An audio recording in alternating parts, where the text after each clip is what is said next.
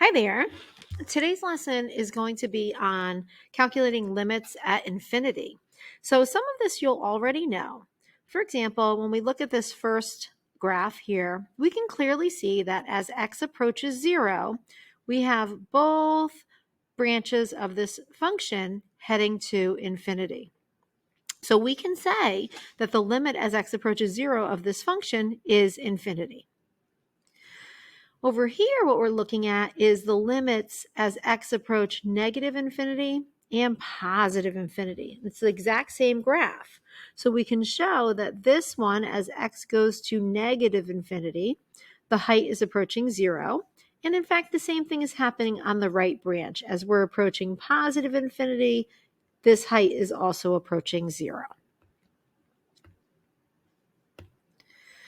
So looking at this, we can also see what is happening at this asymptote right here. And we can see from the left, x is approaching positive infinity.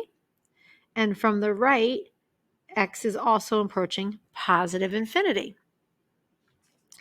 We can look at this as x approaches negative infinity, the limit approaches L. And as x approaches positive infinity, the limit approaches M. Okay, so that's kind of old news. We've talked about limits before. We know that we're going to talk about infinite limits when our function is growing, increasing in height over, increasing. And if that's the case, we will say that the limit is approaching infinity as x approaches a particular value. Oops. And if it's negative and it grows infinitely large, okay, we'll see this, that the function is approaching negative infinity, or the limit as x approaches a of our function approaches negative infinity. And of course, when we have vertical asymptotes, there are different ways that we can have our functions approach the asymptotes.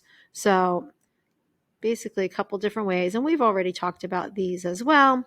We could say that the functions are both approaching infinity, in which case we would say the limit approaches infinity. They could also both be approaching negative infinity, in which case we would say the limit as x approaches, in this case 0, approaches negative infinity. And of course, we could have something like this or something like this, where we would say the limit does not exist because one's going positive and one's going negative. So we'll take a quick look at this and see what values we get. So first thing, we're going to look at this graph, and this is 1 here. It's a little bit difficult to see, but the limit as x approaches 1 from the left, this approaches infinity. We've got the limit as x approaches 1 from the right, so here's our 1, so it's also approaching infinity, which means overall, as the limit approaches 1 of f of x, the limit approaches infinity. Looking at as we approach the other asymptote at 2, so as the function approaches 2 from the left, we can clearly see it's approaching infinity. As the function approaches 2 from the right, we can see it's approaching negative infinity, which means that the limit does not exist because they're going in different ways. So you go ahead and do these couple of problems, pause the video, and we'll see if we have the same answers. Okay, so hopefully we got the same answers. And again, this is really nice. We were able to look at the graph. So this is what I talked about at the beginning, where, because these were both approaching infinity, as x approached 0, we could say that the function was approaching infinity. So what about something like this? Okay, we have the limit as x approaches 5 of 1 over x minus 5 cubed. So we might be, tempted to say it does not exist, but actually we can be more specific than that. What we know is that we have an asymptote at x equals 0. So what we can do is we can take one-sided limits to help us. So essentially what we will do, seeing that we're trying to figure out the limit as x approaches 5, is we will take the limit as x approaches 5 from the negative side or from the left, and as x approaches 5 from the right. Now, we don't have to be super crazy about our math here. Let's think about a number to the left of 5. That number, I'm going to use 4, okay? 4 minus 5 would be a negative number cubed, which leaves us with a positive over negative. And if that's the case, because we have a positive divided by a negative, we know from the left of 5, the function is approaching negative infinity. We'll do the same thing to the right of 5. So in other words, we're going to pick a number that's bigger than 5. And I don't know, I'm just going to pick 6. So 1 over, 6 minus 5 would be a positive number cubed will wind up giving us a positive over a positive, in which case a positive over a positive is a positive. So it's heading to positive infinity. So the left is doing this, the right is doing this. Here's x equals 5. So do the left and right side limits equal each other? No. So in this case, we would say that the limit does not exist. And now we've actually been able to prove that. So let's go ahead and let's look at the next one. The next one, we have the limit of this function as x approaches negative 3. And of course, if we were to put negative 3 in here, we would get 0 in our denominator. So we would know that we were going to have an asymptote. So we will do the left-sided limit. So the limit as x approaches negative 3 from the left. And then we will do the limit as x approaches negative 3 from the right. And again, we can just pick a number. Okay, so from the left, I'm gonna think about negative 4 getting dropped in there. So if I put negative 4 in there, it would start off as 1 over negative 4 minus 1 is a negative squared. Anything squared is positive. So we know from the left of negative 3, the branch of this graph is approaching, positive infinity. Now we're going to pick a number to the right of negative 3. I'm going to pick 0. Could have picked negative 2, but 0 is just such an easy number to put in. So I'm going to have 1 over 0 plus 3 is a positive. So I have a positive squared, which gives us a positive over a positive, which means this branch is also heading to positive infinity.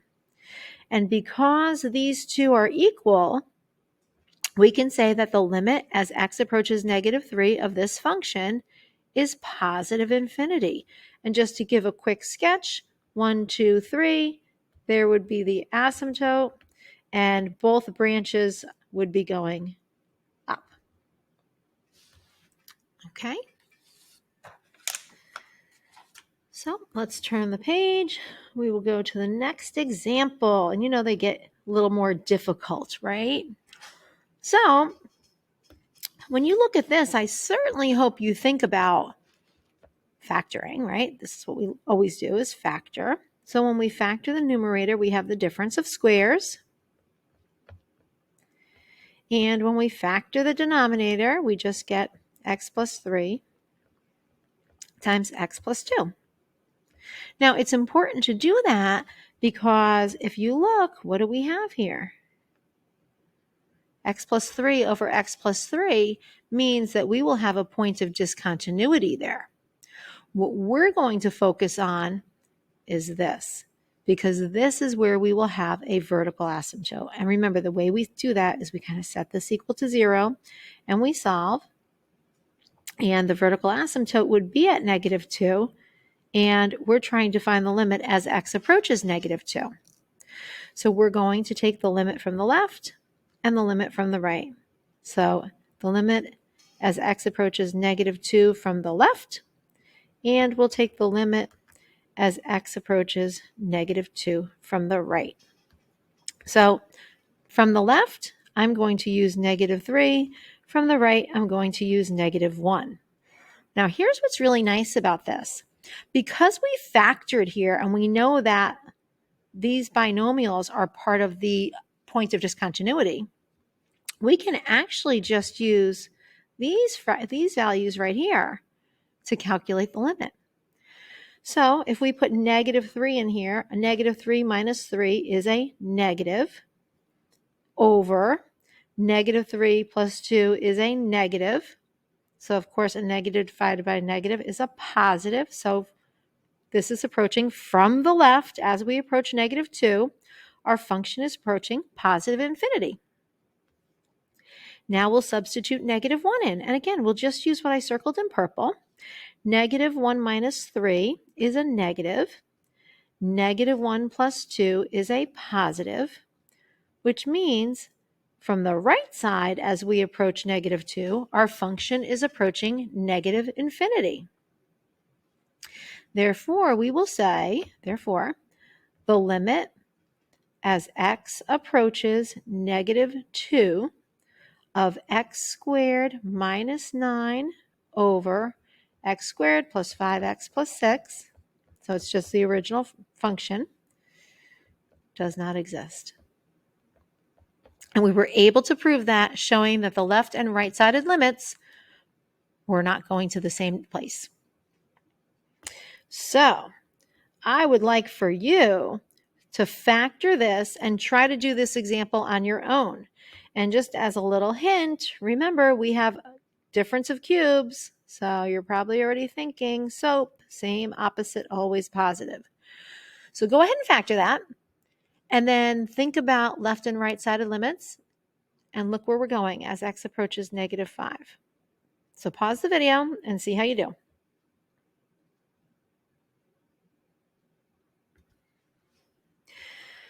Okay, how did you do?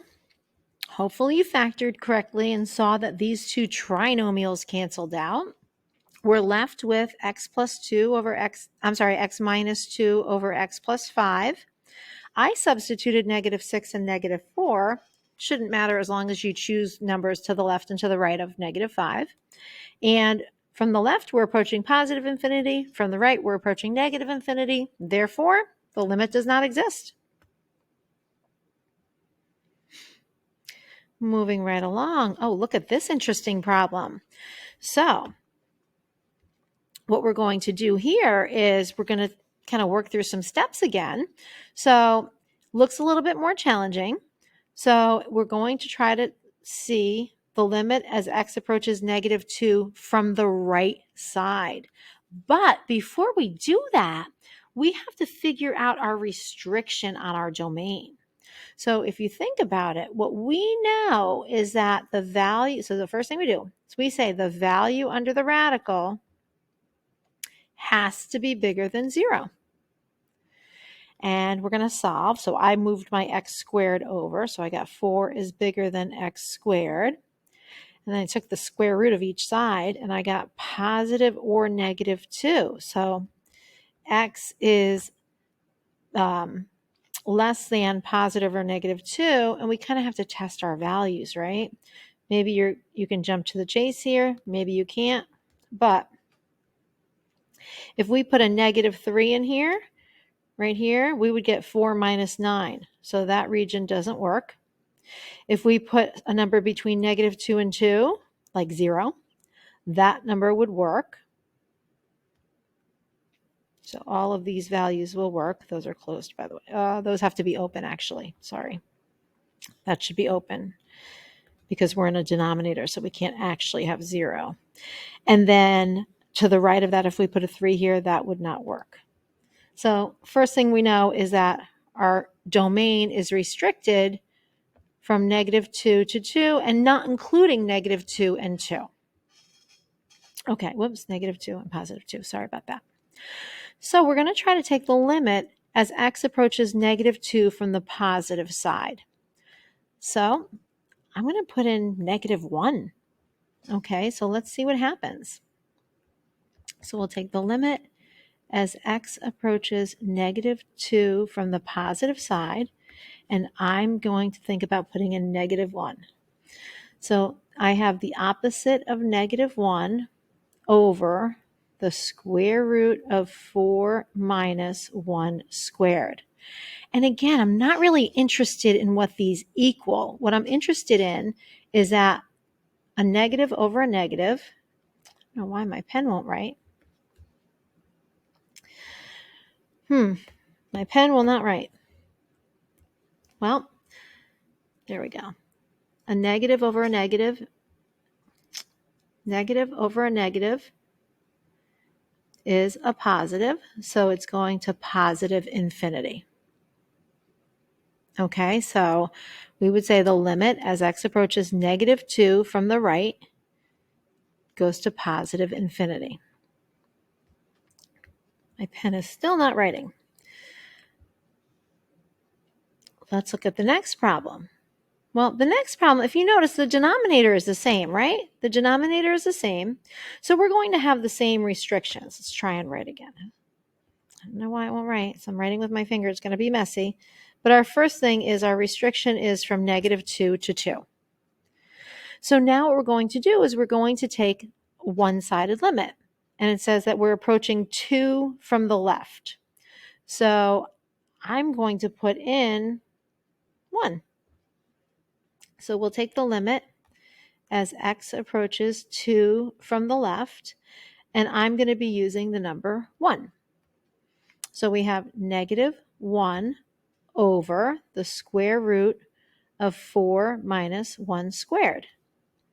And what we get from that, again, we don't care about the numbers actually, we care about the sign. So it's a negative over a positive, which would go to negative infinity. So that's what that would look like. Now, if you were to put this in your calculator, and we were to graph it, first of all, what I'd want you to notice is that our graph would only go from -2 to 2. And it would look something like this. It would look as if it was approaching an asymptote here and here. And the function would do something like this. And that would be it. It would not go past -2 or 2. Okay? So hopefully